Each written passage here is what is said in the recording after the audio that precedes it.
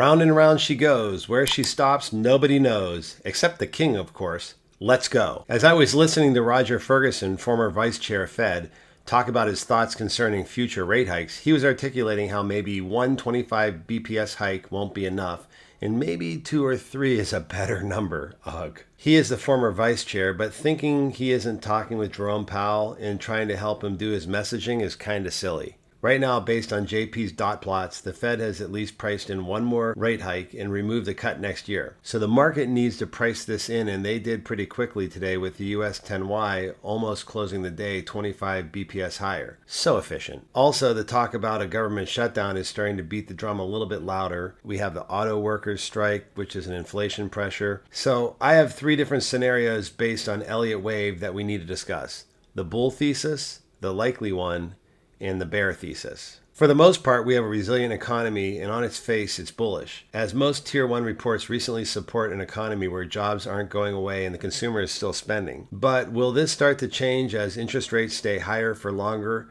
and people living paycheck to paycheck, which is a majority of Americans, start to pile debt onto credit cards where interest rates start to go through the roof? The bull thesis that we're in a corrective wave where typically the C wave equals the A wave, and that would land us down at 430. If I use the fib extension tool, what I find out is if I draw down and click down to the A and draw back up to the top of the B, then it tells me what the different fib levels are, which helps me decide, where along with different support levels and psychological levels that we're likely to hit and finish this either correction or if it's an impulsive wave down. So this C wave ends around 430. And if we look at different layers here, one thing I can go ahead and turn on is you can see like normally we get a 5 wave down. So it's kind of interesting because right now in this C leg, we're like in the wave 3 going down, and then we likely would come back up before we finish it off. So that would be like a normal kind of impulsive wave down. So where we start to get concerned is if we start to break through this 430 level. If we break below this 430 level, then likely it's not corrective wave. Then we're in a impulsive wave 1, 2, 3, 4, 5 going down. And actually that would put us right now in the third wave, and we would actually be in the third wave of the third wave. So